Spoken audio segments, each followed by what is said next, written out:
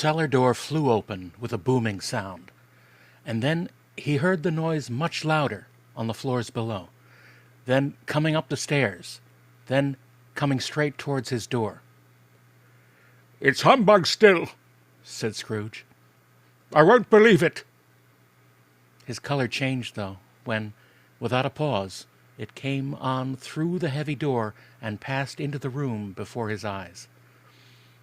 Upon it coming in, the dying flame leaped up as though it cried, "I know him! Marley's ghost!" and fell again. The same face, the very same, Marley, in his pigtail, usual waistcoat, tights, and boots, the tassels on the latter bristling, like his pigtail and his coat skirts, and the hair upon his head. The chain he drew was clasped about his middle. It was long, and wound about him like a tail, and it was made, for Scrooge observed it closely, of cash-boxes, keys, padlocks, ledgers, deeds, and heavy purses wrought in steel. His body was transparent, so that Scrooge, observing him, and looking through his waistcoat, could see the 2 buttons on his coat behind. Scrooge had often heard it said that Marley had no bowels, but he had never believed it until now. No, nor did he believe it even now, though he looked the phantom through and saw it standing before him, though he felt the chilling influence of its death-cold eyes, and marked the very texture of the folded kerchief bound about his head and chin, which wrapped he had not observed before. He was still incredulous, and fought against his senses. "How now?" said Scrooge, caustic and cold as ever. "What do you want from me?" "Much." Marley's voice, no doubt about it. "Who are you?" "Ask me who I was." "Who were you, then?" said Scrooge, raising his voice. "You're particular for a shade." He was going to say to a shade, but substituted this as more appropriate. "In life, I was your partner, Jacob Marley." Can you sit down?" asked Scrooge, looking doubtfully at him. "I can." "Do it, then." Scrooge asked the question because he didn't know whether a ghost so transparent might find himself in a condition to take a chair, and felt that in the event of it being impossible, it might involve the necessity of an embarrassing explanation. But the ghost sat down on the opposite side of the fireplace, as if he were quite used to it. "You don't believe in me," observed the ghost. "I don't," said Scrooge. "What evidence would you have of my reality beyond that of your senses?" "I don't know," said Scrooge. "Why do you doubt your senses?" "Because," said Scrooge, "a little thing affects them. A slight disorder of the stomach makes them cheats. You may be an undigested bit of beef, a blot of mustard, a crumb of cheese, a fragment of an underdone potato. There's more of gravy than of grave about you, whatever you are." Scrooge was not much in the habit of cracking jokes, nor did he feel in his heart by any means waggish then. The truth is that he tried to be smart, as a means of distracting his own attention and keeping down his terror, for the spectre's voice disturbed the very marrow in his bones. To sit staring at those fixed glazed eyes in silence for a moment would play, Scrooge felt, the very deuce with him. There was something very awful, too, in the spectre's being provided with an infernal atmosphere of its own. Scrooge could not feel himself, but this was clearly the case, for though the ghost sat perfectly motionless, its hair and skirts and tassels were still agitated as by the hot vapor from an oven. "You see this toothpick?" said Scrooge, returning quickly to the charge, for the reason just assigned, and wishing, though it were only for a second, to divert the vision's stony gaze from himself. "I do," replied the ghost. "You are not looking at it," said Scrooge. "But I see it," said the ghost, "notwithstanding." "Well," returned Scrooge, "I have but to swallow this, and be for the rest of my days persecuted by a legion of goblins, all my own creation. Humbug, I tell you, humbug!" At this the spirit raised a frightful cry and shook its chain with such a dismal and appalling noise that Scrooge held on tight to his chair to save himself from falling into a swoon. But how much greater was his horror when the phantom, taking off the bandage round its head as if it were too warm to wear indoors, its lower jaw dropped down upon its breast. Scrooge fell upon his knees and clasped his hands before his face. "Mercy!" he said. "Dreadful apparition, why do you trouble me?" "Man of the worldly mind," replied the ghost, "do you believe in me or not?" "I do," said Scrooge. "I must. But why do spirits walk the earth, and why do they come to me?" "It is required of every man," the ghost returned, "that the spirit within him should walk abroad among his fellow men and travel far and wide. And if that spirit goes not forth in life, it is condemned to do so after death. It is doomed to wander through the world.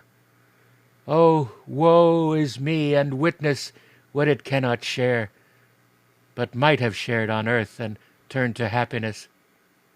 Again the spectre raised a cry and shook its chain and wrung its shadowy hands.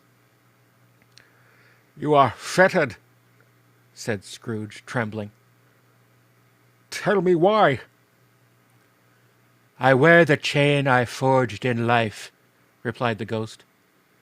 "I made it link by link and yard by yard. I girded it on of my own free will, and of my own free will I wore it.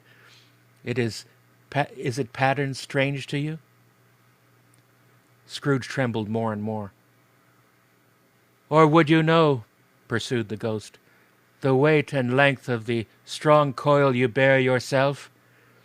It was full, as heavy and long as this 7 Christmas Eves ago. You have labored on it. It is a ponderous chain." Scrooge glanced about him on the floor in the expectation of finding himself surrounded by some 50 or 60 fathoms of iron cable, but he could see nothing. "Jacob," he said imploringly. "Oh, Jacob Marley, tell me more. Speak comfort to me, Jacob." "I have none to give," the ghost replied. "It comes from other regions, Ebenezer Scrooge, and is conveyed by other ministers to other kinds of men. Nor can I tell you what I would. A very little more is all permitted to me. I cannot rest, I cannot stay, I cannot linger anywhere. My spirit never walked beyond our counting-house. Mark me, in life my spirit never roved beyond the narrow limits of our money-changing hole, and weary journeys lie before me." It was a habit with Scrooge, whenever he became thoughtful, to put his hands in his breeches pockets. Pondering on what the ghost had said, he did so now, but without lifting up his eyes or getting off his knees. "You must have been very slow about it, Jacob," Scrooge observed, in a businesslike manner, though with humility and deference. "Slow," the ghost repeated. 7 years dead," mused Scrooge, "and travelling all the time." "The whole time," said the ghost. "No rest, no peace, incessant torture of remorse." "You travel fast?" said Scrooge. "On the wings of the wind," replied the ghost. "You might have got over a great quantity of ground in 7 years," said Scrooge. The ghost, on hearing this, set up another cry and clanked its chain so hideously in the dead silence of the night that the ward would have been justified in indicting it for a nuisance. "Oh, captive bound and double-ironed," cried the phantom, "not to know that ages of incessant labor by immortal creatures for this earth must pass into eternity before the good of which it is susceptible is all developed. Not to know that any Christian spirit working kindly in its little sphere, whatever it may be, will find its mortal life too short for its vast means of usefulness. Not to know that no space of regret can make amends for one's life opportunities misused. Yet such was I. Oh, such was I." "But you were always a good man of business, Jacob," faltered Scrooge, who now began to apply this to himself. "Business!" cried the ghost, wringing his hands again. "Mankind was my business. The common welfare was my business. Charity, mercy, forbearance, and benevolence were all my business. The dealings of my trade were but a drop of water in the comprehensive ocean of my business." It held up its chain at arm's length, as if that were the cause of all its unavailing grief, and flung it heavily upon the ground again. "At this time of the rolling year," the spectre said, "I suffer most. Why did I walk through the crowds of fellow beings with my eyes turned down, and never raise them to that blessed star which led the wise men to a poor abode? Were there no poor homes to which its light would have conducted me?" Scrooge was very much dismayed to hear the spectre going on at this rate, and began to quake exceedingly. "Hear me!" cried the ghost. "My time is nearly gone." "I will," said Scrooge. "But don't be hard upon me. Don't be flowery, Jacob. Pray." "How is it that I appear before you in a shape that you can see? I may not tell. I have sat invisible beside you many and many a day."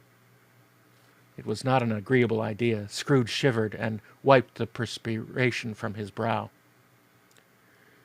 "That is no part of my penance," pursued the ghost. "I am here tonight to warn you that you have yet a chance and hope of escaping my fate. A chance and hope of my procuring, Ebenezer." "You were always a good friend to me," said Scrooge. "Thank ye."